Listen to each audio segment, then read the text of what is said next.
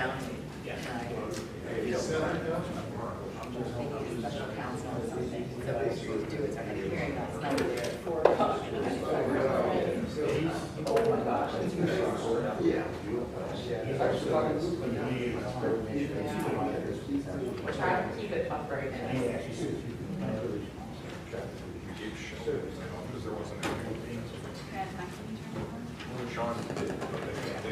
how you doing? No way.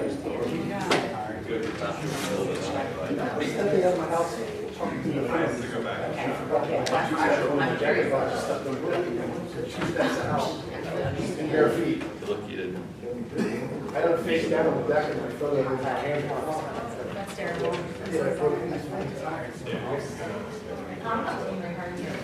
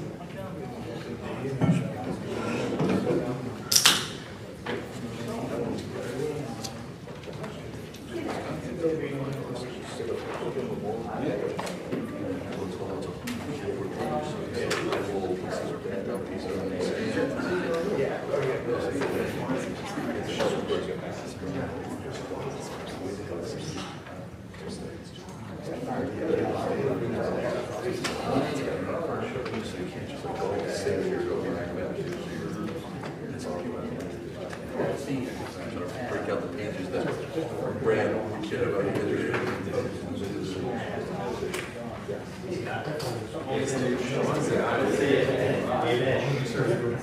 Of course I do. How you been? All right. Yeah. How's it been landing? It's fun. I was not doing this until 2016. Well, So yeah. I jumped back, got back up to speed. Yeah. I was nervous. Like I came back in, I was like, I mean, they were super cool. So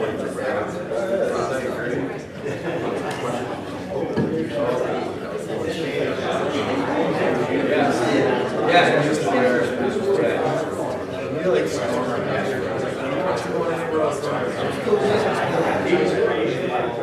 Yeah, so I think so. You said one of these. It was 2 or 3 years until that happened. And after that happened. Yeah. So it was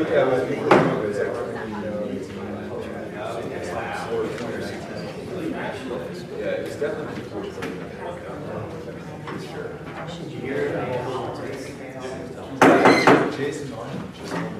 Good evening, everybody, and welcome to the West Goshen Township Board of Supervisors meeting for October 1st, 2024. And we'll begin tonight's meeting with the Pledge of Allegiance. If you could please rise.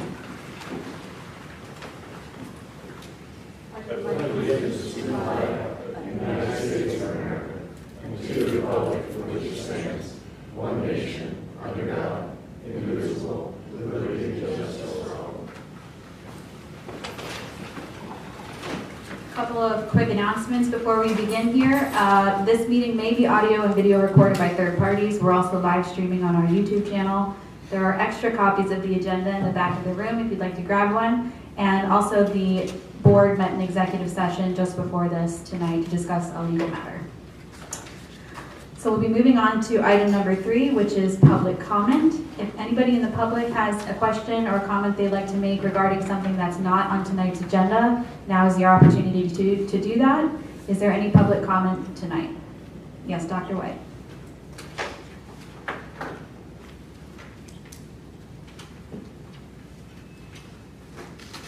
Good evening, everyone. Doug White, West Goshen. Just some light things. Happy anniversary, Mom and Dad. I love you, Mom and Dad. To our Jewish community, I'd like to say Chag Sameach, L'Shana Tova. Tomorrow starts the high holidays, Rosh Hashanah. Also, thank you to the Board of Supervisors for a great open house. Well worth it for everyone involved. It was really great. Please do that more often. And also, I'd like to just give a special thank you to a little bit outside the township. I'd like to give a special thank you to Tolchester Marina, Dan in the office, and Charles, our yard foreman, the Kent and Queen Anne's Rescue Squad, and their paramedics, and the University of Maryland Shore Medical Center in Chestertown for their great care. I'm okay now, but I had a little scare. But thank you very much. Oh my gosh, I'm sorry to hear that. I'm glad to hear as well. Yes, Mr. Golden.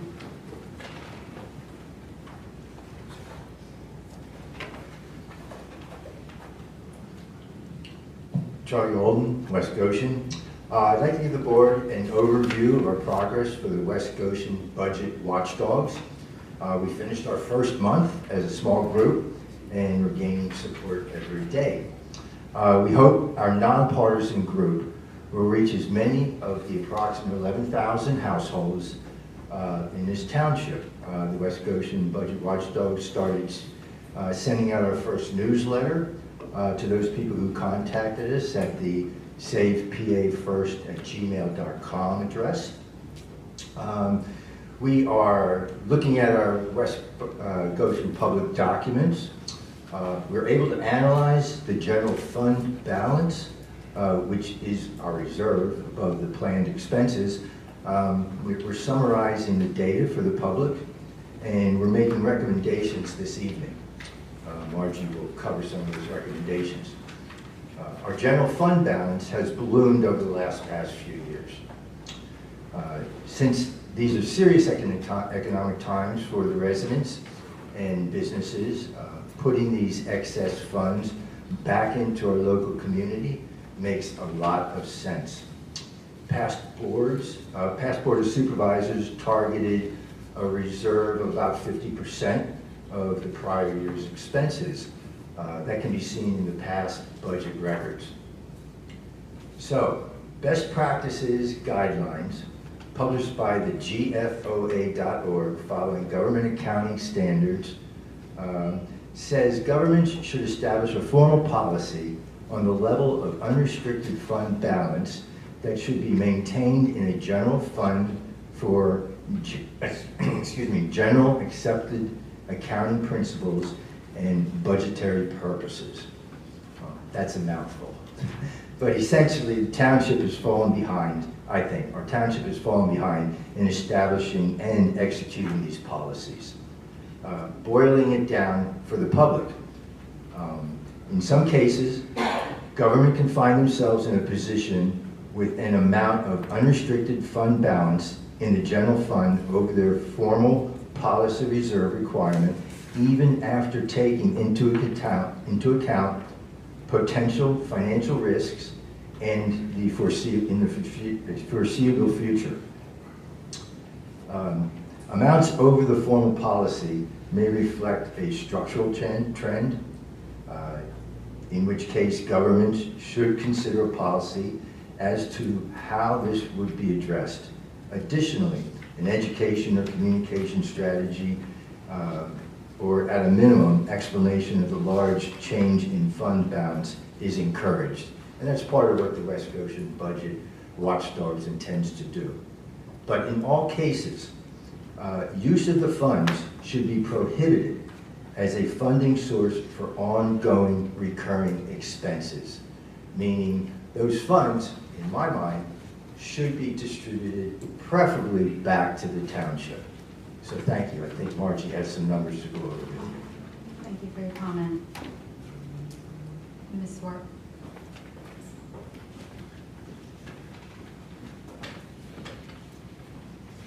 Hi, good evening, Margie Swart. First, this is great organizing that we're doing here, only I'm forced to better my organization skills and put all the data and information I have that I usually print out into a spreadsheet. So let me look at my spreadsheet. In 2021, our budget was to end the year with a general fund balance of $8.6 million. Again, just 2021, $8.6 million. The budget 3 years later, the end of 2024, $18.6 million. So a $10 million gain in our reserve fund, which is 50% of our annual expenditures. So I apologize for the sound. our budgeted deficit cumulatively from 20 to 2023 was $6.2 million, is what was budgeted. We actually ended up with an actual surplus of $7.3 million. So there's a $13 million difference. Charlie covered everything really well. I'd love for the board to take a look at section 1508.1 of the Second Class Township Code, basically establishing an operating reserve fund. I don't think our board has ever established an actual fund. It's just what's reserved in the general fund. But if we were to do that, section B says the Board of Supervisors may annually make appropriations from the general township fund to the operating reserve fund, but no appropriation shall be made to the operating reserve fund if the effect of the appropriation would cause the fund to exceed 25% of the estimated revenues of the township's general fund in the current fiscal year. And that 25%, I'll give it, that falls in line with what our actual written policy is, right from the finance handbook of the township, that the township shall maintain a minimum general fund unassigned balance to be used for unanticipated emergencies of approximately 20%. We are fivefold above that. Fivefold. Our minimum, according to our policy, is a $4 million reserve. Double that, even $8 million. For all the years I've been coming, we've been between 9 and 11, 9 to 12 million, and it's blossomed, and that's a great thing. And I do attribute a lot of that to the change in township management. He's done some great things. We're getting more grants. You all know why we have this this amount of budget reserve, and I too strongly encourage a tax rebate this year, and then a reduction in millage rate taxes for next year. So thank you. Thank you for your comment. Is there anybody on the board that wants to respond, or? Oh. Right. I mean, it's certainly a good question. I think it's something we need to look at during the budget deliberation phase. I mean, I think there are really good explanations for most of the reason we've had an increase in the balances. We've had both the American Rescue Plan Act, which was over $2 million. We've had success with grants. We've had one-off revenues in the sense of large transfer tax from real estate associated with the QVC sale, with large apartment buildings that were sold. So those are not sustainable revenues. The actual revenues have not ballooned in the sense of our property tax and EIT have basically barely kept up with our actual expenses. So as part of the analysis the watchdog group could do, I'd really like to see, you tell me we can do the calculation, but I really don't think the property tax represents less of our revenues now than it did in the past. And that's a problem for sustainable revenues going forward. So my initial reaction is the idea of a tax rebate is, when we've not had a tax increase for 15 years, is really not a good idea of taking these funds when we have many, many unmet infrastructure needs in this township. We have stormwater systems and corrugated metal pipe in many neighborhoods that are failing. We're spending thousands and thousands of dollars fixing Fresh Meadows this year. There's another neighborhood that'll need fixing next year. Mark's got a long-term plan for it. So we're lucky that these revenues that we've been able to accumulate in recent years give us the chance to fix some one-off infrastructure needs in the years ahead. So I think if you look at the full picture, that's a more appropriate way to manage any surplus that we have. So that's just my off-the-cuff comment. I just want to say we're also losing Greystone within the next year and the revenue associated with that, which is large. So, there's a lot of projects, capital projects coming up that we could be spending the money on rather than an emergency situation. because we know the cost doubles if it's an emergency situation with this corrugated pipe that we were finding it's failing in a lot of areas. It's 60, 70 years old. So I don't like to do emergency. I like to plan from an engineering perspective. That's why we have, like on the sewer, the 10-year capital plan. So it's good we have that reserve money because we're going to need it.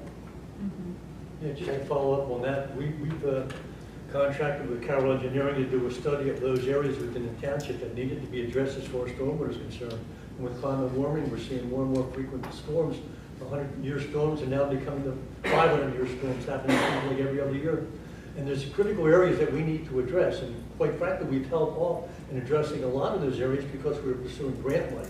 Well, maybe we need to move forward and just go ahead and just get some of these projects done, taking some of that out of the reserve. So there's a lot on our plate here which we have not yet addressed, but we need to.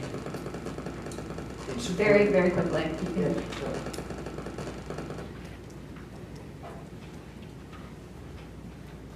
Those are all really good points. And the Budget Watchdogs, of course, we've looked at all of that. So what we'd like to do is send you our analysis tomorrow, show you what we think it's mapping out and where it's trending.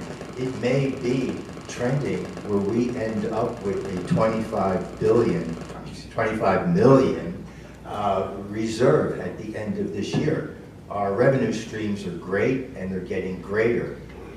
A 100% 2024 property tax rebate and cutting our millage rate from 2 mills to 1, I think is doable and covers everything you just mentioned. But of course, this is budget season. This is the greatest time to look at it. I think maybe we could have got a little ahead of it, but look, it's here with us now. Let's take a look at it. Let's see what's available and make the right thing happen this season. Thank you for your comment. Okay, thank you. Any other public comment? Yes, Steve. Just a segue on that. I was going to ask a question about how we're doing with the sidewalk, Rosedale Avenue. I think that was in the budget this year. So the sidewalk for Rosedale Avenue is in the budget, but the board authorized the submission of a local share account grant back at the end of 2023. We submitted that application. We were hopeful that there was going to be an announcement on awards at the Commonwealth Financing Authority's September meeting, but there was not. So we're waiting until their November meeting. So we're still waiting on the outcome of that grant application. So once you hear that, Yes, and I'm not going to put words in the board's mouth, but my understanding of the directive was, let's seek a grant, and if we are not successful, budget the money anyway to proceed forward in the event we're not successful with the grant. Exactly. Yes. Thanks, Steve. Yes, back there. Yep.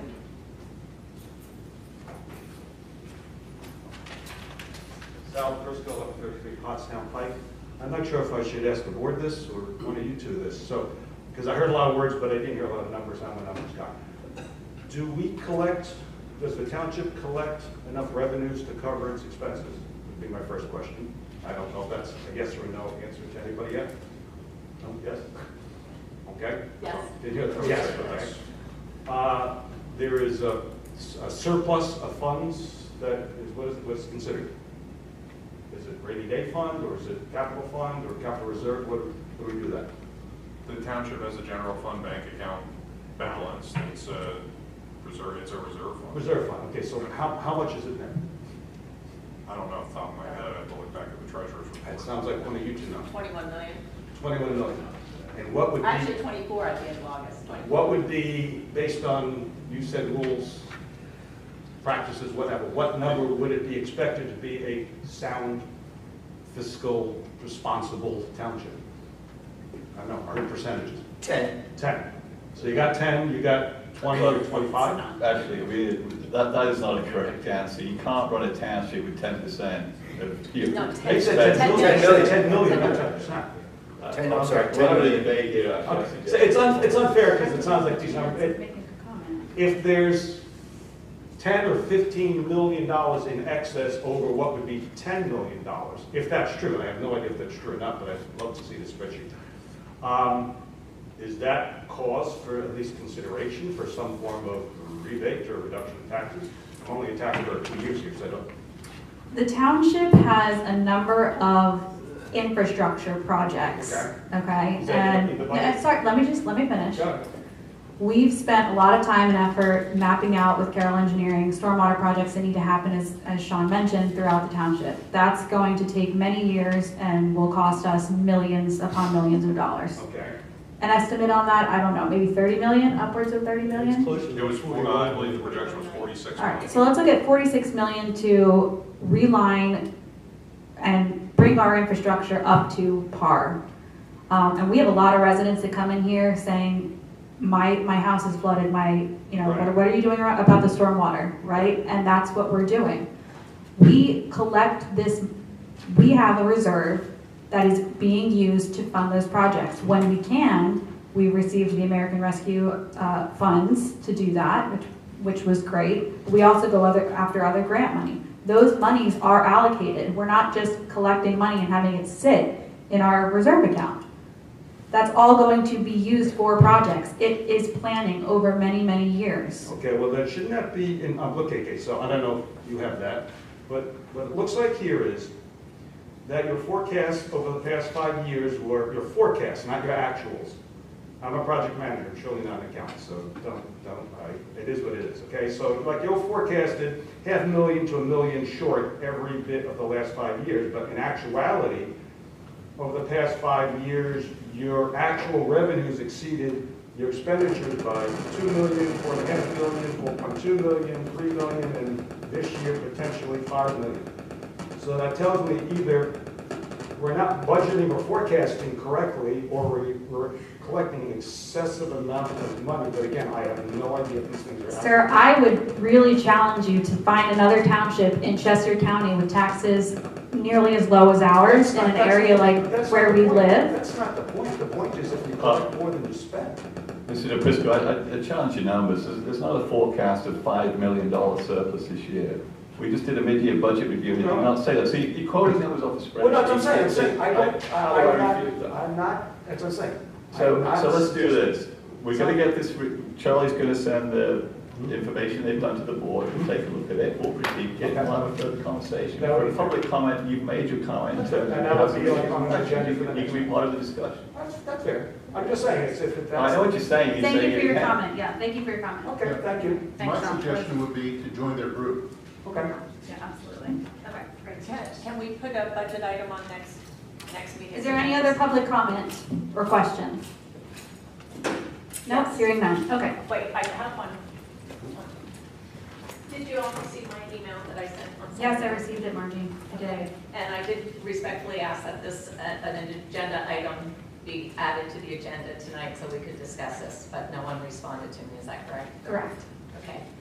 The reason I sent that at 7 o'clock on a Saturday morning was because the agenda is not posted to the website until late Friday afternoon.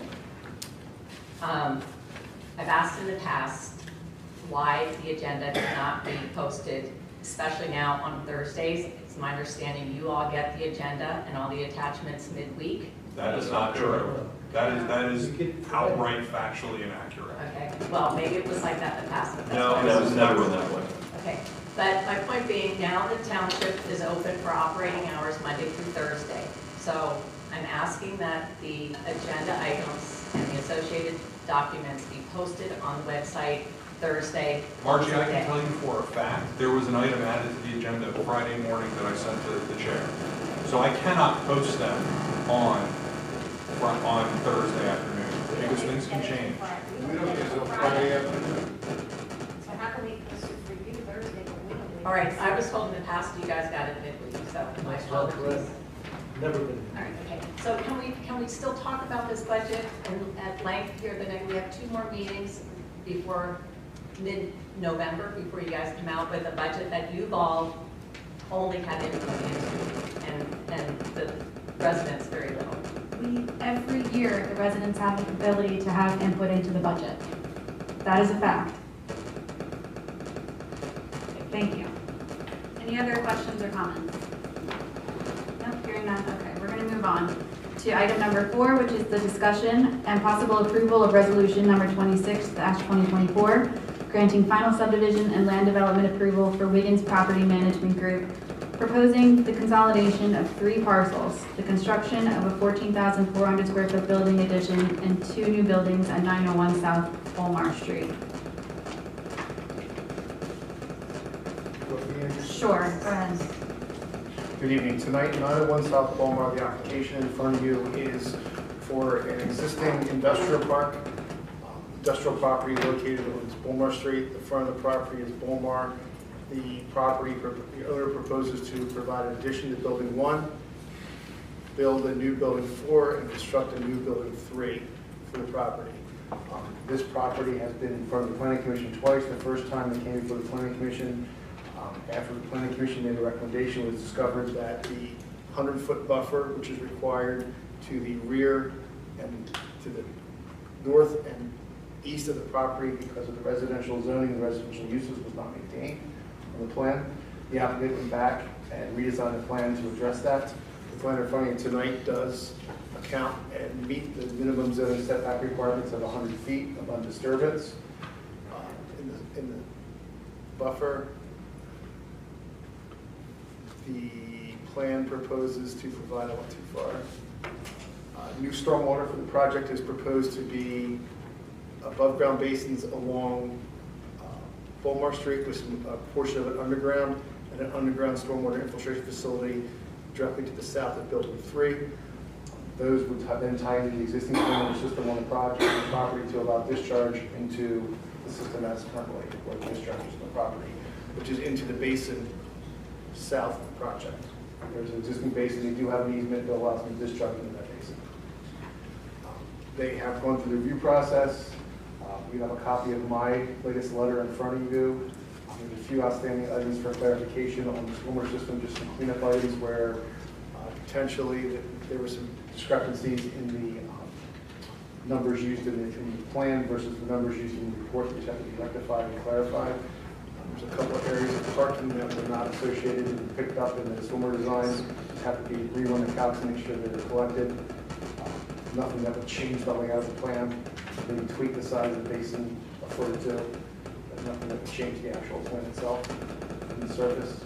Landscaping has been done.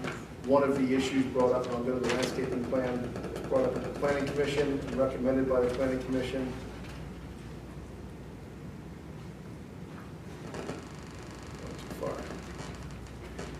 There is a 17 replacement trees for the trees they're taking down for this building. Instead of spreading them out throughout the site, the applicant has agreed to concentrate the trees in the buffer and enhance the buffer in the back of the 17 trees. That location has not been worked out yet, as it just brought up before the Planning Commission, but the applicant has agreed to do that.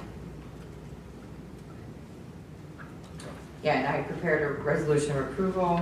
There's really not many conditions other than the boilerplate ones, but obviously compliance with Brian's last letter of September 5th, Director of Code Enforcement Fire Marshal September 9th letter, and the zoning officer September 9th letter.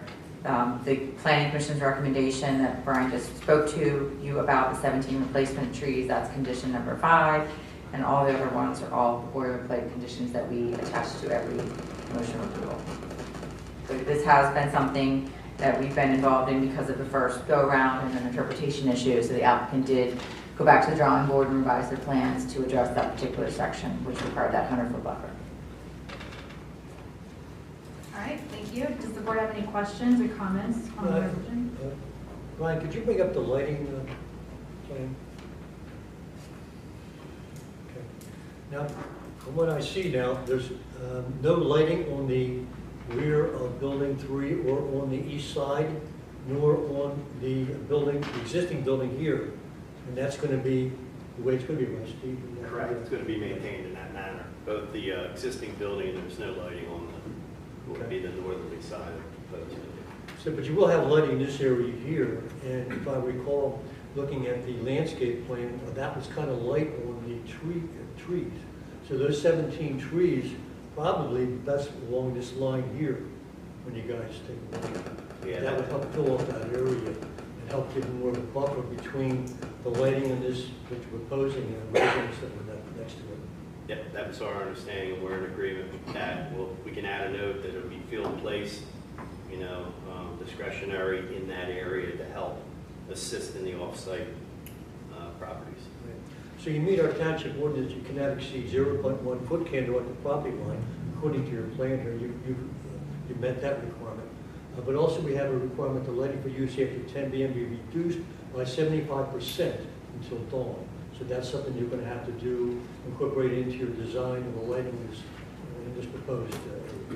Correct, and I of the understanding that, prior to issuance of maybe the first certificate of occupancy, that lighting level will be checked, and that those illumination levels can be dimmed during that time period. Okay. And then the last point I want to bring up is about glare. Our ordinance is also required that all lighting sources be effectively shielded and installed and are aimed so as to shield neighboring properties from direct glare, light radiation. How will you accomplish that? Just a couple of thoughts on that. As you noted, the building 2, which is the existing building, top of plan, center of the sheet, has existing wall-mounted fixtures on it, and we are proposing wall-mounted fixtures on the opposing side of the new building. So in speaking with the applicant, he would be agreeable to actually remove the lighting on building 2, which provides glare, let's call it, towards the neighbors. Right. And then the new building will shield those wall-mounted fixtures. In addition, any other glare will have deflectors within the lighting. Which would direct the illumination downward. Correct. Okay. John, only fixtures are required to be shielded.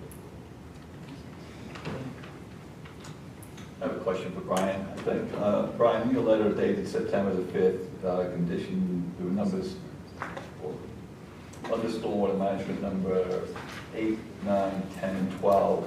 You identify some inconsistencies and issues that need to be resolved by the applicant. In your opinion, are these all de minimis in nature relative to the actual current design of what's been proposed in terms of the basins and infiltration? Yes. Yeah, these are just information that some of it was inconsistent, some of it wasn't provided. And it is de minimis in the overall design of the development. Well, is the stormwater management overall going to be improved from the construction of these new facilities for the site as a whole? Yes, the current facilities are designed to, the new facilities are designed to, current Stearnsville facilities are not. They're just detention basins or zone infiltration on the current site. Okay, thanks. I have a question. The Chester County Planning Commission suggested looking into green roofs, white roofs, and solar photovoltaic energy systems due to the large roof areas. Has that been considered? No design on those buildings other than the area considerations. It's advanced beyond the land development. Thank you. All right, if there's no other comments or questions, does somebody want to make a motion to approve resolution number 26-2024? I'll make that motion. I'll second. All right, thanks very much. Is there any public comment or questions on the motion?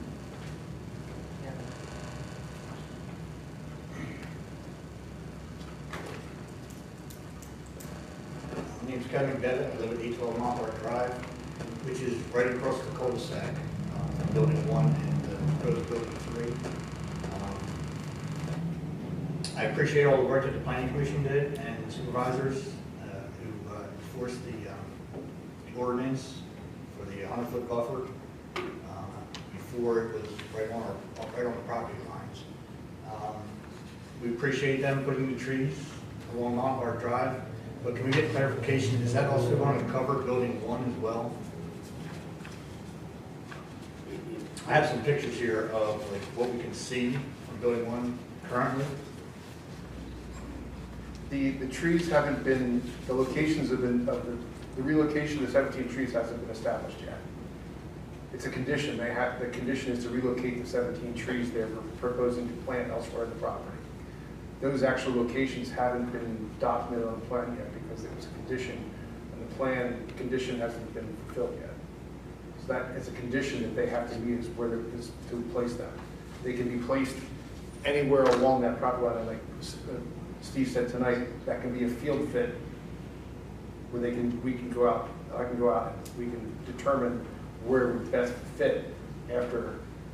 Is this building 1? after building 3 is up. Is this building one? Yes, that's building 1. That's the current building that's getting the addition onto it on the left-hand side. But right now, like, we can see a lot. That's your view right now. We get a lot of noise, we get a lot of, we have a light issue right now. But if they can plant those trees along building 1 and along that cul-de-sac there, I mean, that'll definitely help. And we would appreciate that as residents. Is that something that you can do, give it to you tonight? Provided the discussion at the planning commission level, which the adjoining neighbors were part of, was that there are 17 replacement trees that are required, aside from zoning required landscaping. And those trees were distributed throughout the property. We're going to take those 17 trees and attempt to shield better than the natural buffer that exists today. We're kind of serving two masters here, one being light glare, the other now coming up with, I guess, potentially trees not being as heavily rooted as they are in the northern section. But we are in agreement to put those 17 trees. But can you put them enough to block his view? Yeah, the intention is to block the view. I can't speak definitively of that. It's an existing 100-foot natural buffer. Those trees have not been removed by the applicant over the years. We are, as I said, going to put those 17 trees to supplement that which is there.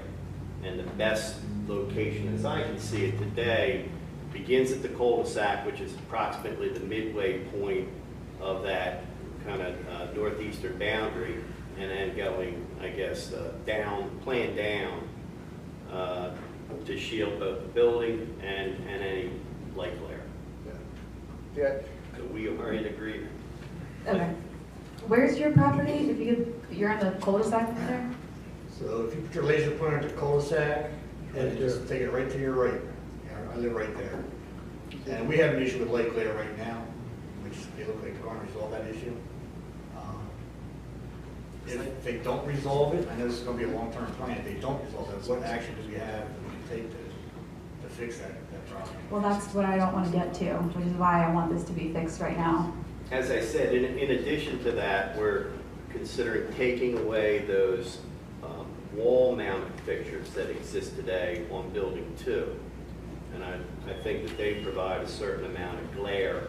Still, generally speaking, within the lighting levels of the ordinance, that they dissipate at 0 well before you get to the property line. Now, just because there's a light source there, we discussed this at the planning commission level, it still can meet the ordinance requirements. Having said that, we're going to take them down, we're going to provide the glare shields within the proposed fixtures, and we're going to add those replacement trees in the area that'll help. Is the glare coming from building 1? No, it's coming from, At my well, house, it her is. house, yes. I live at 814 Montbard, so I'm right next to the 100-foot, right in there. And I get it from the southern side of building 1. I provided the picture for you of the glare that comes into my bedroom window every night. It's terrible. In the summer I can't run I have to run my air conditioner because I can't open the windows because I have to have drapes and blinds. The other thing is nobody's addressing the fact that along building 1 there's a drainage. There are rocks there. Could you point along building 1 on that side? Yeah. No. Along the building? No, along the building. Oh, yeah. There's a drainage system there. It's a wide expanse of big rocks.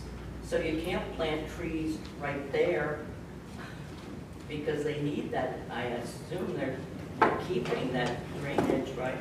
Correct. Would the applicant be willing to meet with the neighbors and the township engineer to walk the property and sort of identify the best locations? I know, as Steve mentioned, you're trying to address a couple different issues, but it might make sense, the board not understanding what your major concerns are, on the property. If the applicant's willing to meet with the people that are here that have a concern and walk the property and try to do the best they can with the replacement trees that they're putting in, and also this motion does not address what they've just committed to. I want to make sure I have this right. remove the building lights on building 2 and provide glare shields? Are you putting them back on building 2 or no? No, we have opposing, on the proposed building that's planned right to that center building, we have those 2 wall-mounted fixtures. So, I don't know if the board wants to maybe add that as a condition to document what they're agreeing to tonight. Yeah. Although it sounds like it's not required by the code, you're saying that you're willing to accept that, or you're willing to do that. Let's be clear now in terms of the existing lighting that we're... Right, so is it that the applicant shall remove the building lights on building 2? No, there are 3 wall-mounted fixtures along the face, along the, what would be the eastern face of building 2. We would be prepared to remove 2 of those, which are in close proximity to the intersection. Yes. And these 2 right here, southern 2. Yep, but that far one is still required to illuminate the parking area. But that's shielded fundamentally by the proposed building in terms of elevation. I would say the building's approximately 32 feet. I think those wall-mounted fixtures are roughly around 20 feet. And the proposed building is going to be up to 35 feet, so it will shield that. But my question is the glare that's going into her window is coming from building number 1, and I'm assuming maybe it's the light in that corner to the right, closest it. The first, well, it's the whole row, but mainly the first 3. You can see in the picture that I provided, Yeah. the 2 are glaring because the trees are blocking it now, but in the winter, it's the whole thing. Actually, the current site does not have light controls to reduce the light. They don't have what? The light control to reduce the light levels at 10 o'clock that we require, just a 75% reduction at 10 o'clock. And they don't have that. Correct, currently. And they're putting it, The whole site has to comply when it's done. So the whole site's going to be down by 75% when it's built. so it's At going to 10 be o'clock. 75% dimmer at 10 o'clock. When the site is Before built. the dawn. From 10 p.m. till... For both new lights and existing lights? Yes, the whole site is going to be brought into compliance. That's what this lighting plan states the site's going to do. Is the whole site is going to come into compliance. That all the fixtures will be lowered from what they currently are. At 10 p.m. they'll drop to 25% of that light level. Okay. But the entire site has to do that, not just the new fixtures. The whole site has to do that. Do you have The other thing, I provided pictures of dead trees and the view there. The dead trees, when they fall, are going to knock down other trees maybe that they plant or done. Those dead trees need to be removed. So I think the suggestion to walk the property with our engineer to kind of look at these issues and to come up with a solution that's beneficial to our neighbors here would be really helpful. I think that's a good suggestion. Are you guys open to that? Absolutely. Okay. If I may, my name is Brendan Burke. I'm the attorney for the applicant, 901 FSSB. These details, of course, as your liaison knows, and as Mr. Kulikowski knows, have been really gone over in great detail with the Planning Commission. And as indicated, current lighting situation, as you pointed out, and as Brian helpfully pointed out, it's going to be reduced from 75 to 25 regardless. So anything that's happening at night now is simply not going to be there post-construction.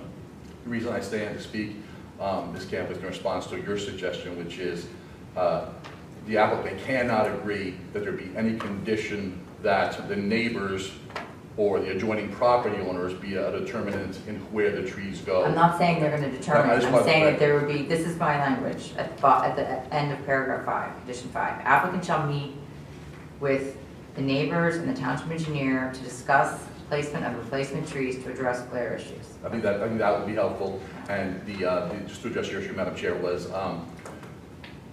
much of this redesign and the reduction in the size and scope of this came up because we have, as Mr. Kulikowski really explained very well from the Planning Commission, it has to be a natural buffer, a natural undisturbed buffer.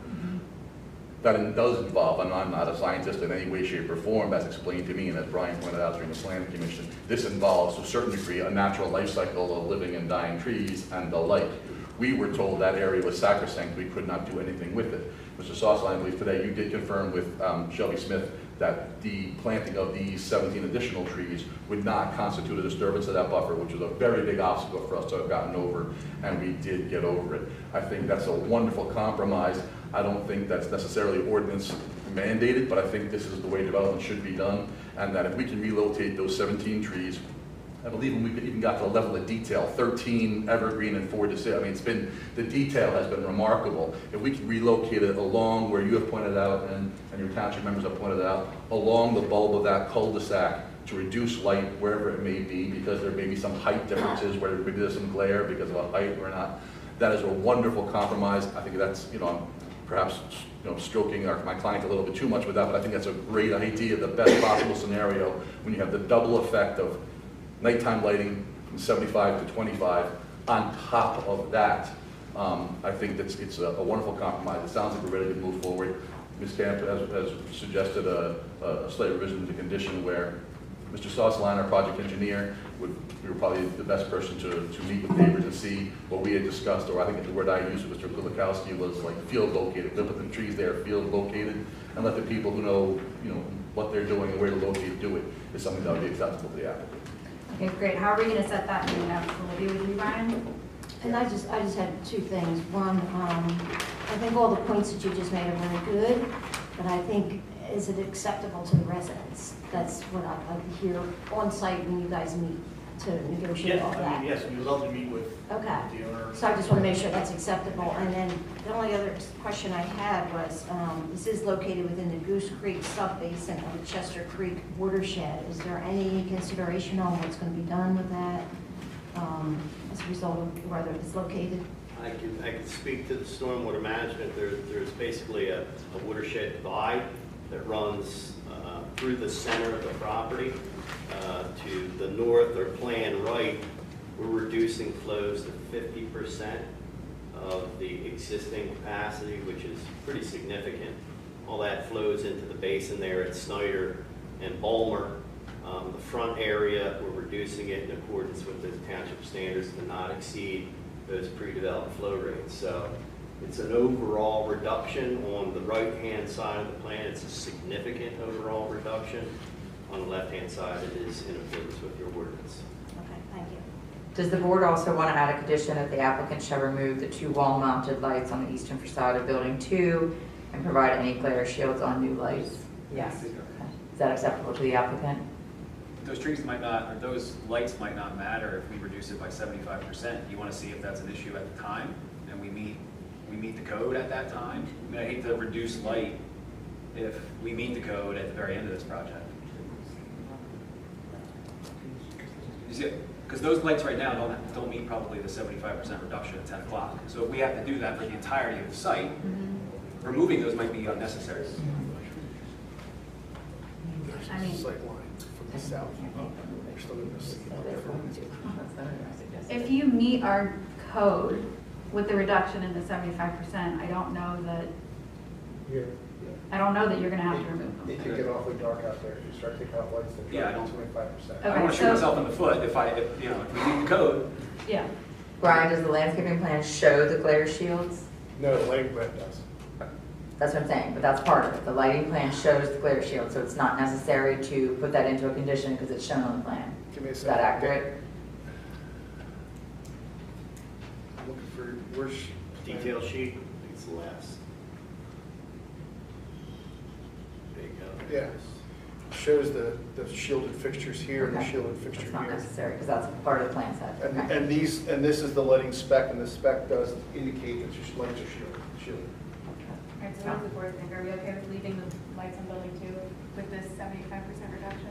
Yeah, that's, That's a good point, yeah. So the only addition would be at the end of paragraph 5, which I just indicated, which I just read.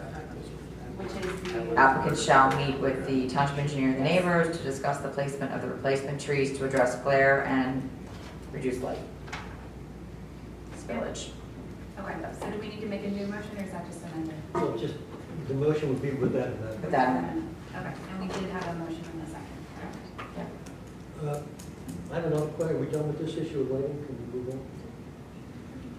on? Could you bring up plan number, I believe it's sheet 3. It's the existing plans.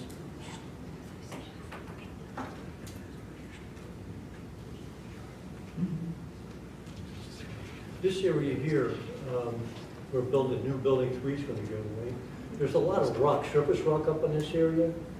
How do you propose to remove that rock? I mean, there's by an excavator, by a backhoe, or blasting. I mean, what effect do you think that might have upon the residences, which are all located right along here?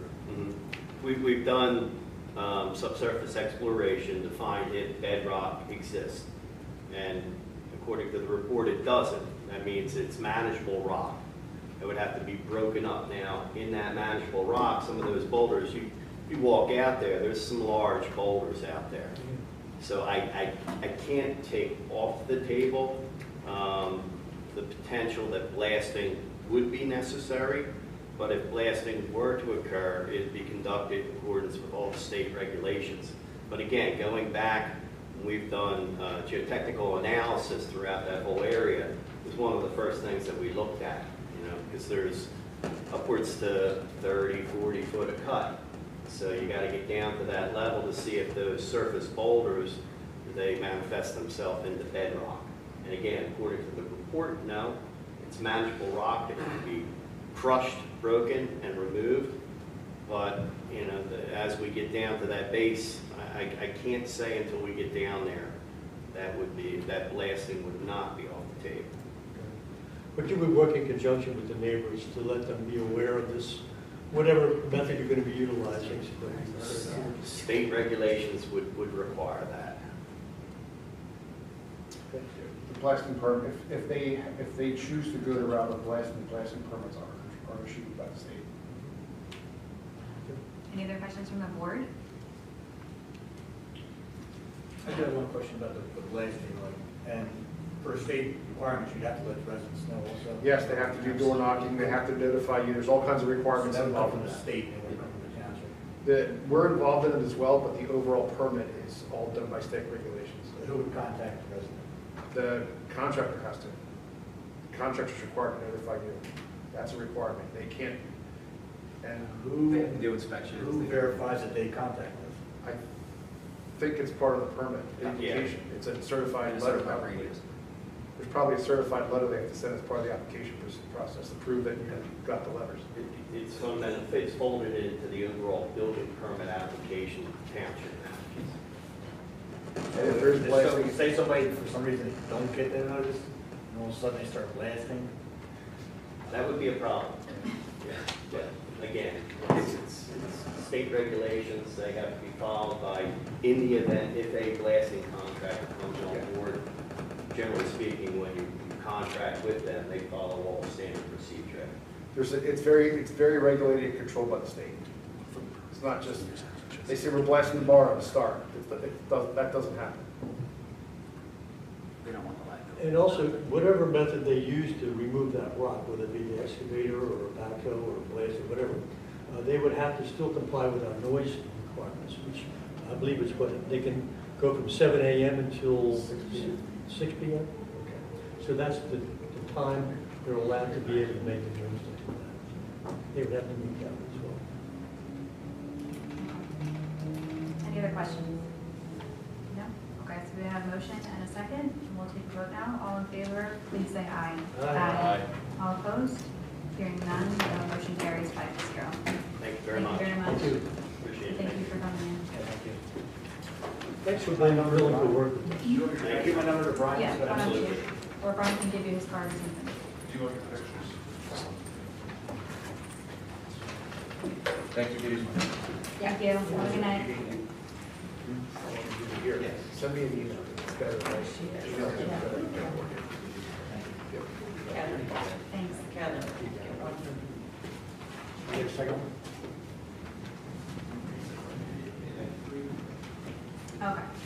Moving on to item number 5, which is the discussion and possible approval of resolution number 27-2024, granting final subdivision and land development approval for Perfect Self-Storage, proposing to demolish an existing one-story storage mini warehouse building and replace it with a new 2-story building at 815 Paoli Pike. Brian, did you want to take this too? Yeah, I'll take this. Give me a second.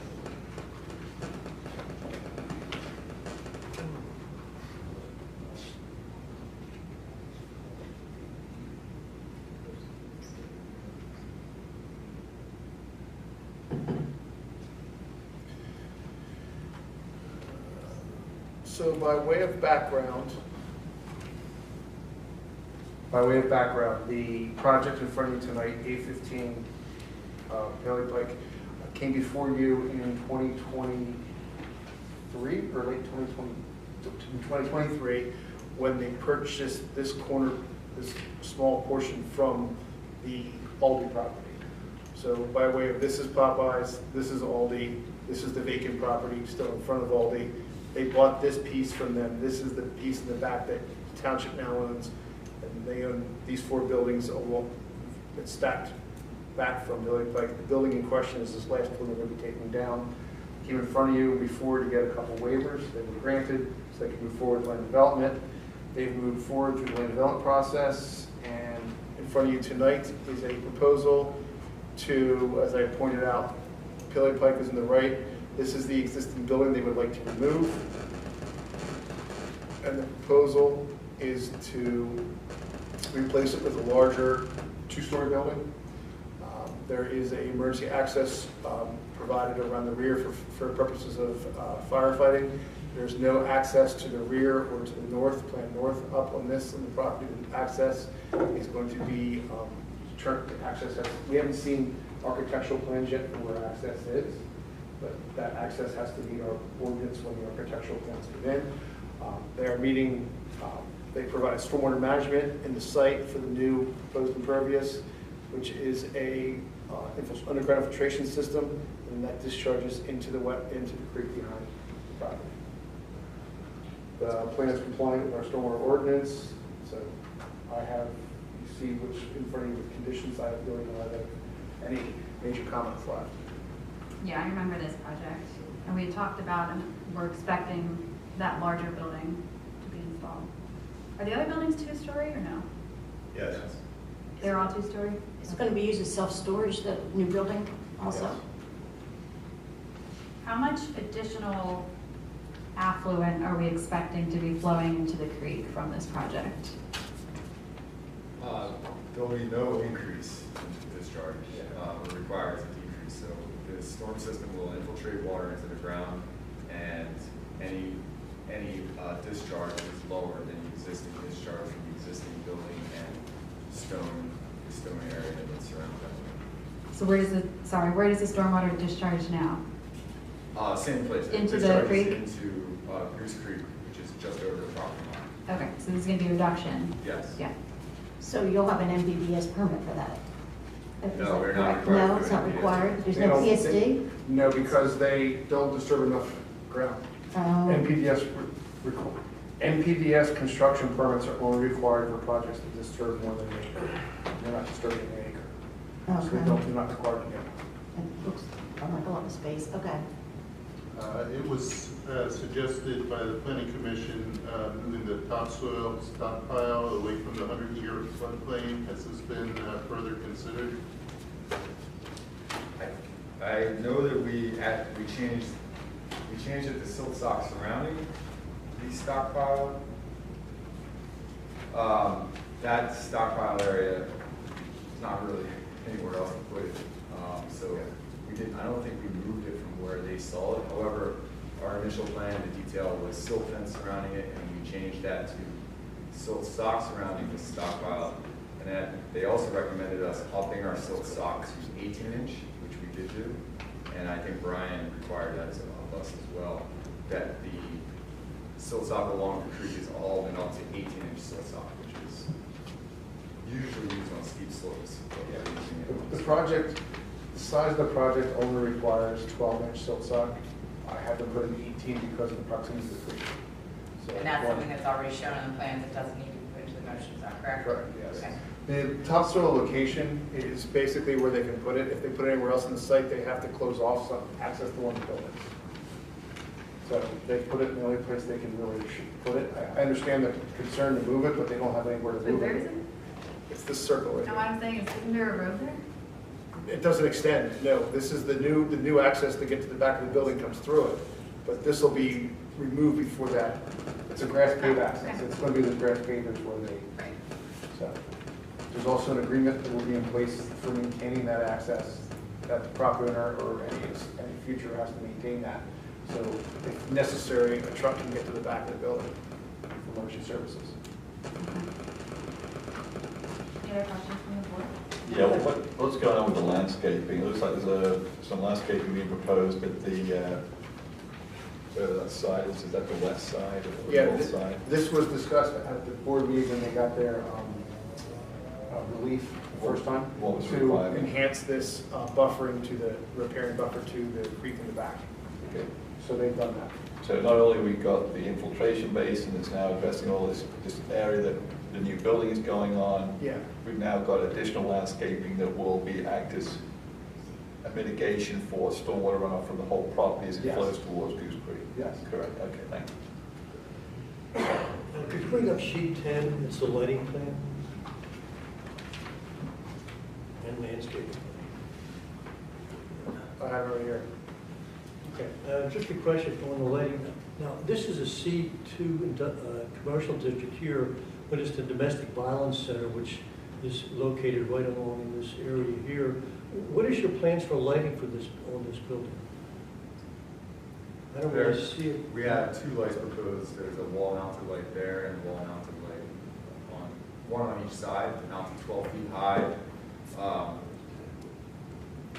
plan, we can lower it to 10, but our plan currently has it at 12 feet high with full cutoff. Will the light be directed down with a Yes, shield and on? we have that noted on our plan that the light will be required to have full cutoff. We'll find that.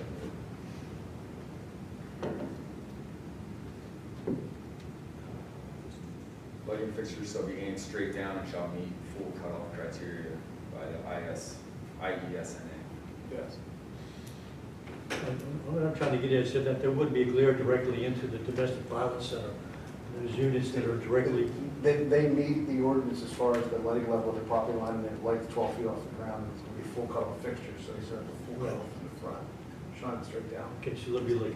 Yeah, to your point, there on the property line, the domestic violence center has about a 9 or 10 foot solid fence. And on my side, we've got Scotch pines, which we preserved from when we originally developed this 15 years ago. They're now about 14 to 16 feet tall, and they run, if you drop down a little bit, they run from the back corner up. You're not Yeah, showing right about halfway through the glass large building, right there, from that point back. So we've got the screening you're talking about. You say there's a fencing there along that side? Yeah, all the way up. The fencing is the center of their ring fencing. Okay, and how high is that fence again? About 9 feet. About 9 feet? Yeah. It's a cyclone fence with the interwoven fabric in it. All right.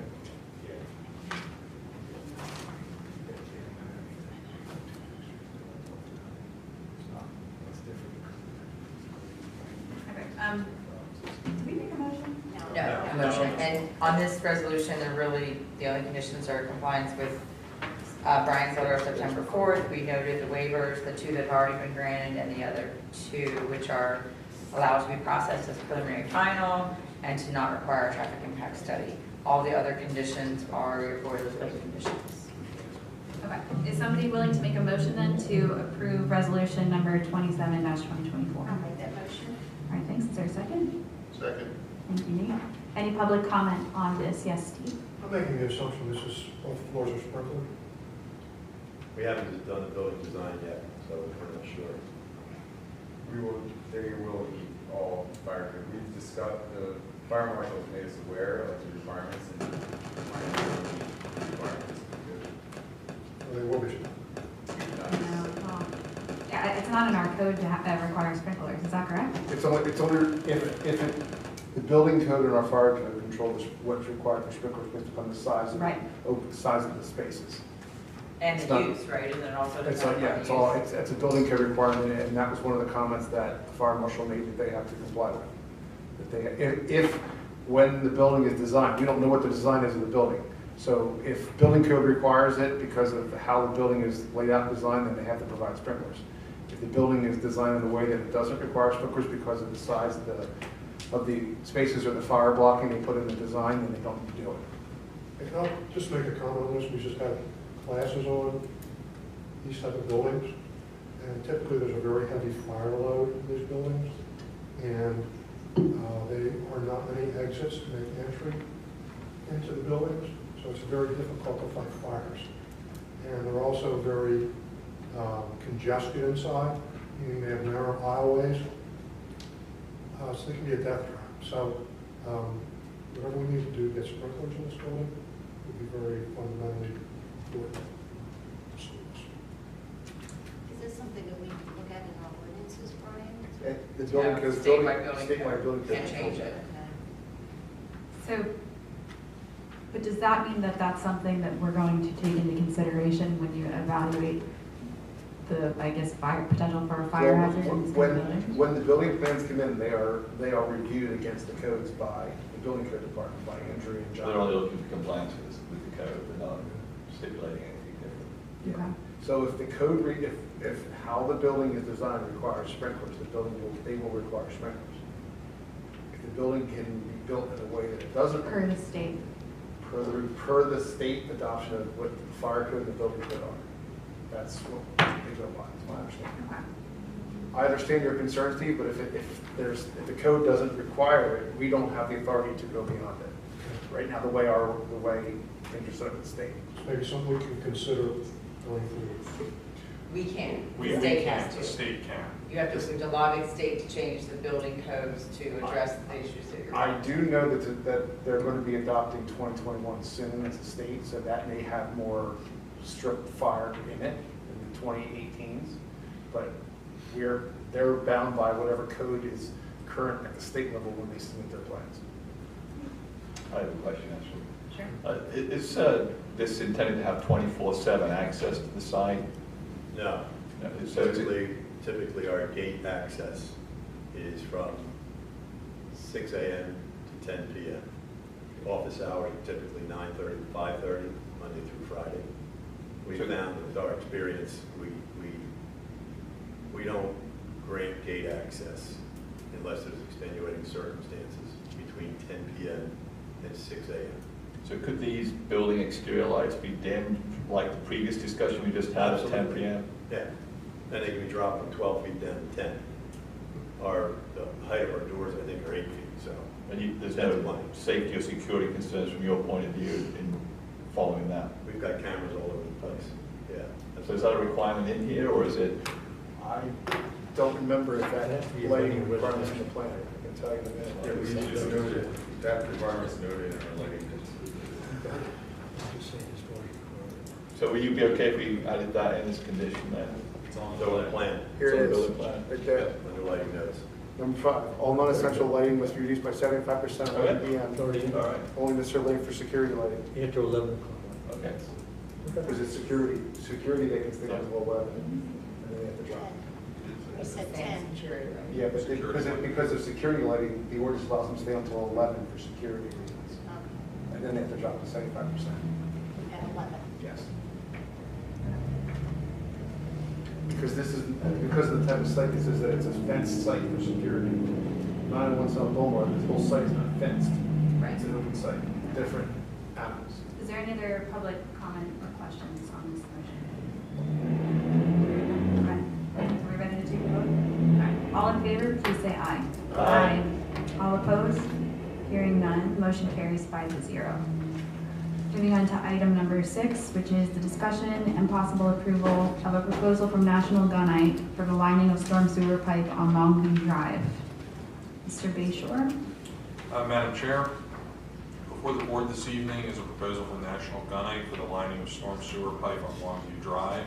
The proposed work involves the rehabilitation of approximately 70 linear feet of 54-inch by 44-inch arched corrugated metal pipe with a full circumference shotcrete lining. Please be advised that National Gunite did complete similar projects for the township on Matlack Street and Loxley Drive in 2023. The total price in the proposal is $74,080, and we would have this cost come out of the funds available in the American Rescue Fund. This is a COSTARS vendor, so it is through the COSTARS program. This project would address a short-term goal for Area 1 in the Regional Stormwater Feasibility Study that was completed by Carroll Engineering in 2023, and I've outlined that goal from the study for the board's review in the memo that was provided with this evening's materials. I also provided a copy of the map showing from the feasibility study showing the location. And our street superintendent, Mark Bertolami, is here to answer any questions that the board may have. And Mark, thank you for sitting through the land development presentation. Thank you. Have a good night. Thanks for coming in. So that is the item that is before the board this evening. Okay, thank you very much. So after reviewing this, does the board have any questions or comments for Mark or anybody? Just for clarification, this was not put out for bid, right? Right. Because he went through the CoStarz program. Right. And if we use CoStarz, we don't have to put it out for public bid. Being confined space within this area, are all the employees with this National Gun Night outfit, are they certified, OSHA certified to be able to work in confined space? I can't say for a fact, but I'm sure they are. I would hope they would be. Is there any way we can check that and verify that? Yeah. Because if one of these, if something happens, we could possibly be found liable as well. Yeah. And I would certainly ask, the contractors here to provide that certification, that these folks will be trained in confined space entry. Yeah, I can find that out. And the only other question I had, what's the projected lifetime for this Skylight application? We're saying it'll add 50 to 75 years to the additional pipe, existing pipe. Good. Thanks, go ahead. Just to John's comment, for the OSHA confined space certification, does that need to also be in the contract itself, just to make sure that we have language in there relative to that? Because I know the contracts I have. It says it in preliminary site work on page 1 under detailed scope. The first paragraph, the last sentence says, all National Gun personnel have completed the necessary confined space training and meet all OSHA requirements and certifications. It's in there. Okay, good. I knew I read that. I was trying to find it. Yeah, it's the last sentence of the Yeah, first paragraph. under preliminary site work. Perfect, thank you. Didn't see that, John. Okay. And the proposal before the board was reviewed by Kristen, and they did make the one change that she had to the proposal document. So this has been fully vetted by the solicitor. So Mark, this particular project is almost identical to the one on Legion Drive, only it's on Longview, is that correct? It's the same product, it's just different size of pipe. Okay. And is Longview going to be shut down for any period of time as part of the project, or is it? I don't think they'll have to shut it down. Most of the work they can do from either side of the pipe, so I don't think they'll have to shut it down. Okay. Any other questions? So if you want to make a motion then to approve the proposal from National Gun Night for this project. I'll make the motion. A second. Okay, thank you. Is there any public comment or questions on the motion? No? Hearing none? Okay, we'll vote for it. All in favor, please say aye. Aye. All opposed? Hearing none, the motion carries 5-0. Moving on to item number 7, which is a discussion and possible ratification of a professional services agreement with Bowman Consulting Group to serve as special traffic engineering for West Goshen Township for the proposed land development project at 929 South High Street, the Parkway Shopping Center. No, for me, no. I mean, Madam Chair, before the board this evening is ratification of professional services agreement with Bowman Consulting. They would serve as special project engineer for the project at 929 South High Street. Township's designated engineer for the firm would be Chris Williams, PE. And as noted in the proposal, the services that would be provided would include the review of plans and traffic studies as submitted, coordination of meeting attendance with the township and PennDOT, and any other associated review services as may be necessary during the course of the project. Our township engineer, Brian Kolakowski, has provided Mr. Williams with all the traffic documentation received by the township to date, and it's currently under review. thank you very much.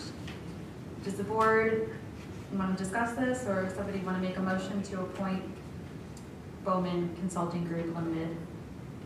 I will make a motion to appoint. I'll second. Consulting Group. I have one question. So is this as part of the land development process? Are these costs reimbursable to the township? Yes, we have, as part of the conditional use application, they submitted a subdivision land development application, which included a reimbursement agreement. I spoke with Kristen, and we believe that's still applicable, so we would bill the cost to the developer. Thank you. Now, Mr. Williams will be joining with staff to meet with PennDOT to discuss the concerns the township and residents have concerning this development, is that correct? That's correct. And when is that going to be happening? We don't have a date, but we're hoping to have an initial meeting this week, but we do not have a confirmation yet. And so at this point, do we know what the protocol is for this HOP process? It was, Brian can speak probably better to this than I can, but it was submitted to PennDOT and is under review. We have sent at least 4 emails that I am aware of to PennDOT regarding meeting, and the responses have been limited. Is there any more you want to add, Brian? No, that's limited responses. Well, he did send an email past 5 o'clock on a Friday saying, get this meeting set up. So I wouldn't say it's totally limited. I was very impressed that past 5 o'clock on a Friday that he. Well, my or point. PennDOT employee, that's. Yeah. My point in that is that Chris, Brian, and I all sent emails, and we didn't get it took about 2 weeks to get a response. Yeah, so we're trying to get a meeting set up to discuss it. PennDOT wanted to push the meeting off until after they completed their review. They thought it was too early in the cycle to review. And Brian and Chris and I said, absolutely. Yes, so we're pushing for a meeting. PennDOT's agreed to have a meeting, but we haven't gotten a time or. Yeah, we're hoping for this week, but we have no confirmation. Our deadline is October 11th. Is there, once they submit the applications? The deadline, the October 11th date is the date that PennDOT has to complete their review by from the submission. It doesn't mean it's going to be, they're very early in the process because they just submitted revised information in September. Yeah, I understand that, but could they somehow have the meeting after Yes. October 11th and not allow input from the public or the township at that point? No, because the township still has to sign off to agree to the permit. Okay, what about They can't get the permit public? without us signing some paperwork for it. What about the public, having the public attend the meetings? We're The still PennDOT. as said on September 3rd, we don't know what that protocol is, so we're still trying to find out what that protocol is. And that was one of the questions that we posed to PennDOT that in the initial response they didn't answer. So we're trying to get an answer from them. Okay, so we had a motion and a, oh, yes. I just have a question. This has to do with the Wawa, is that correct? Yeah. That is correct. And Bowman represents Wawa, don't they? No, they're representing the township. Right, but don't they, when I Googled them, it In said other that they- applications, they definitely represent Wawa in other applications. Right, so. In other municipalities, but not in West Goshen. Right, but they represent Wawa, so. In certain applications. You see where I'm going with this and. There's very limited traffic engineers with the reputation of Bowman. Okay. To be honest. Okay. And Chris Williams works with a lot of municipalities. Just my concern is that they have the interest of the township and not of Wawa. It's Parkway Shopping Center, which is the applicant as well. So Wawa's not even on this application. It's the shopping center is who they. The Emerald Shopping Center. But it has to do with Wawa going in. I mean, yes, you're right, it does, but on paper it doesn't. It's. Full disclosure, I had that conversation with Mr. Williams, and it was not a concern. I have a feeling that I've worked with this firm before, and I believe they will be effectively objective and serve the township. That's a valid question. Yes, I agree. And Mr. Williams has a lot of contacts at PennDOT, and they get assigned projects from PennDOT often to be reviewers, so it's helpful for him to know the players and know the reviewers. I think that's one of the reasons why they came highly recommended. Okay, it's just a question. I'm by no means discounting your concern. As Madam Chair said, it's very valid, but there's a little bit more to it than. I know, I don't know as much as you guys, but It's just. not that at all. Okay, thank you very much. Steve. This isn't the same firm we use in renewal applications. No, different, separate firm. I mean, I do think it's worth pointing out that traffic engineers are professional engineers, so they will bring their perspective as to what the issue is, but it's not like we just direct them to say something and this is what we want out of this. They will be working in a professional engineering capacity on this issue, recognizing concerns that the board, the public may have, but also applying their knowledge as a traffic engineer to the situation and having that dialogue with PennDOT. So we've just decided to pick what we believe is hopefully the highest level of expertise in this area to represent us in those conversations. Just want to make that clear. Thank you.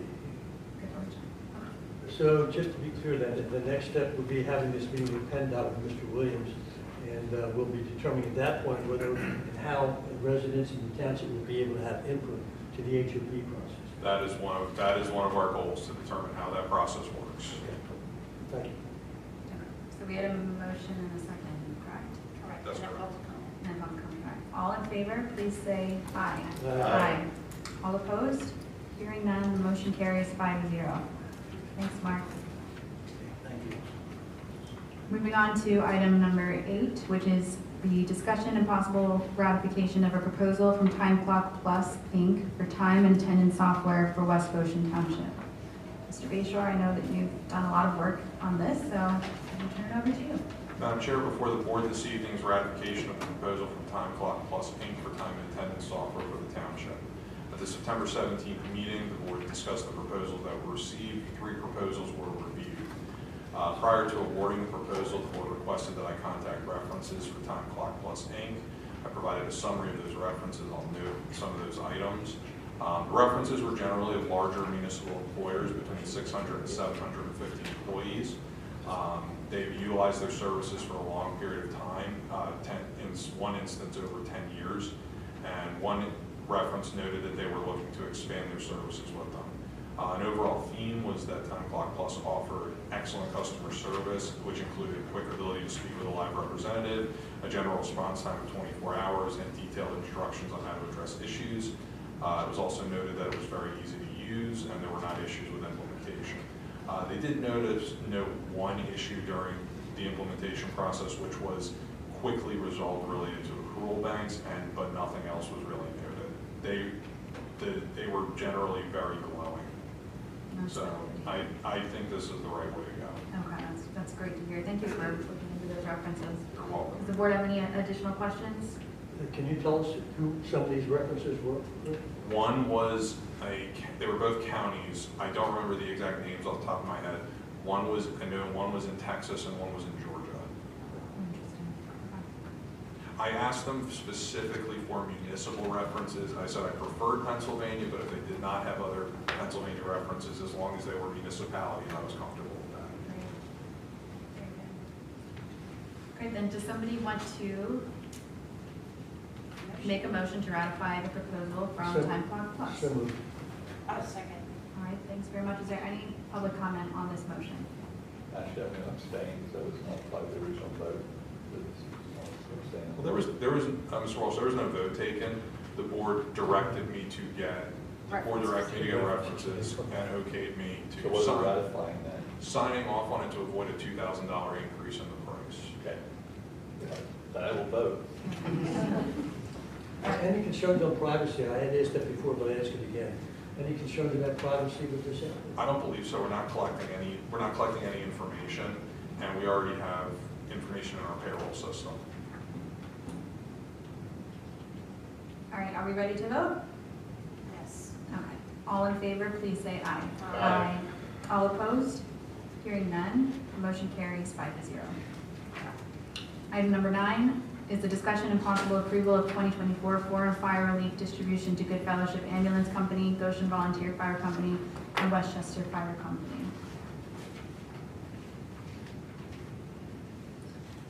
So we received in September the 2024 foreign fire relief funds from the Commonwealth of Pennsylvania in the amount of $228,665.52. And these funds were deposited into the general fund. In accordance with Act 205, the distribution of these funds are to be made to the fire relief associations of the fire companies servicing our municipality within 60 days of receipt of the funds. As in years past, these funds will be allocated on the same percentage basis. Good Fellowship will receive 12.5%, Goshen Volunteer will receive 50%, and Westchester Volunteer will receive 37.5%. Which brings the total for each, for Good Fellowship, that's $28,000, roughly $28,000, $28,583. For Goshen Volunteer, that's going to be $114,332.76, and for Westchester Volunteer, that'll be $85,749. Does the board have any questions or comments or concerns about this allocation? Okay. Somebody want to make a motion? So just one question, I'm sorry, has the coalition discussed these kind of issues at all over the last year? We discussed it last year, the amounts, and asked if they were allocated appropriately, and they said they were. And we've not addressed it this year, obviously we're just seeing this tonight. We can, Steve, you think it's necessary to have that conversation with the coalition on the percentages, allocation, or the amounts? At this point, I think we're fine. Good for next year. As long as next year.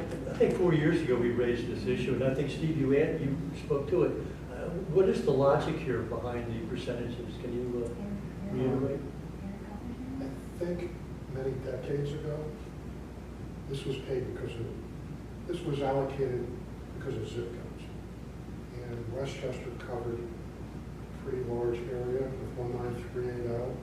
So Westchester got a larger share at that point. And I think this was done to accommodate that offset that Westchester got many years ago. So that's why it is the way it is. At some point in the future, maybe this will be reconsidered, but I don't have any authority to say. So I'm one of the assistant chiefs of Westchester. So we would like to discuss it at some point in the next year, but we're okay with the distribution staying the same as it did previous years. It's good for now. We're okay. Okay, so What are the percentages? probably the appropriate place to discuss it is at the coalition. So maybe a couple months down the road, we'll take a look at it and put it on the agenda. Does that work for you guys? Okay. Perfect, thank you. That would be good. Very good. And does somebody want to make a motion So moved. to approve the 2024 foreign fire relief distribution? So moved. Thank you. Is there a second? Second. Thanks, Nate. Any public comment, additional public comment? No? Okay, all in favor, please say aye. Aye. All opposed? Hearing none, the motion carries 5-0. Item number 10 is the discussion and possible approval of the 2024 pension plan state aid allocation and payment. So we received the state aid allocation and payment for authorization to distribute. These funds must be dispersed to the township's pension funds within 30 days of receipt, and they were received on September 25th. Christine, our finance director, attached a worksheet that I'm sure all of you have had a chance to review. And the total state aid received is $805,319.07. $195,393.07 of that will go to the police pension fund. The administration and roads pension fund will receive $444,458.12. And the sewer pension fund will receive $165,467.88. The MMO across these three pension funds is $1,147,031, but the state aid received covers 70% of the MMO. Does the board have any questions or comments on the pension contribution? I just have one question. Chris, maybe you can answer this. Does the state allocation we get every year, is it determined by the calculated MMO for our township, so that 70% will be funded by the state regardless, whatever that annual MMO amount will be? So we calculate our MMO with the actuary based on the value of the pension funds and the obligations that the township has to meet. The state aid, I don't know that calculation off the top of my head. So it's not like they say, oh, we're going to fund 70% of this. It's just the amount that's allocated based on the information that our HR director, Jen Latzer, provides to the state with the act, what's the number? It's the AG 385 form, I believe. When she does those calculations early in the year, then they determine our state aid amount. It just so happens that it's this percentage of the MMO that it's funding. Because if you look back at previous years, the percentages change. And you don't know what their algorithm is or whatever? I don't know off the top of my head. Okay. It's spelled out in the statute. It's spelled out in the statute. And there's certain things where, like, what percentage they count towards getting state aid. And there are some employees that are still working that do not count towards state aid. So there's a whole different formula that comes to it. Like, for example, when the police officers enter the drop program, we are no longer eligible to receive state aid for that. Right. Correct. Somebody want to? I'll make a motion to approve the 2024 pension plan state aid allocation and payment for an authorization for distribution to the town. Section. Great, thank you. Is there any public comment or questions on this motion? Okay, hearing none, then all in favor, please say aye. Aye. All opposed? Hearing none, the motion carries 5-0. Item number 11 is the discussion and possible authorization to list for bid the following items owned by West Goshen Township: a 1988 Big Tex deck trailer, a 2013 Chevy Tahoe, and an HP Design Jet 800 PS plotter, which is like a printer? Yes, Okay. very big printer. For the sheriff's? No, this is in the police department. Okay. The two items, the Chevy Tahoe and the plotter, are both in the police department. So the three items that are listed here were marked on our capital plan that was reviewed at the September 17th meeting for sale and not necessarily being replaced.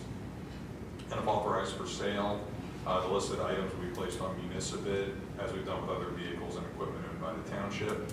Our mechanic, John Weddy, has provided estimated values based on comparable items that have sold. And we would list these accordingly and bring them back to the board for final approval. So the Tahoe is not being replaced, it's just a surplus vehicle at this point? Correct. That's my understanding, yes. Somebody want to make a motion to authorize this list for bid on municipal bid? I'll make that motion. Second. Thanks very much. Is there any public comment or questions on the motion? No? Okay, all in favor, please say aye. Aye. All opposed? Hearing none, motion carries 5-0. And finally, item number 12, which is the approval of the Board of Supervisors meeting minutes for September 3rd, 2024. Are there any major concerns, questions, changes to the meeting minutes? I have a couple of, I don't know if we want to go through it, I can send an email, but Send go it. through them. Send an I guess email. the major one would be on page 10. One, two, three, the third paragraph down, I would like to have included in there language to the effect of, he also noted that another phase of the PICO incentive program will be available to the township beyond the current deadline of 5/30/25, according to the PICO engineer that administers the program. So I'd like to have that language included in there, because I do recall I did make a point about that. Would you mind emailing that to me? Sure. And there's a couple of, these are just typos that I would. Yeah, just email those to I'll Grace. email that as well. We'll have what you just have included. Okay. Is somebody willing to make a motion then to approve the meeting minutes? I'll make that motion with the caveat that, what changes I'm making will be included. All right, great. I'll second. Is there any public comment on the meeting minutes from September 3rd? No? Okay. All in favor, please say aye. Aye. All opposed? Hearing none, motion carries 5-0. And is there a motion to adjourn the meeting? So moved. Second. Thank you very much. All in favor? Aye. Great.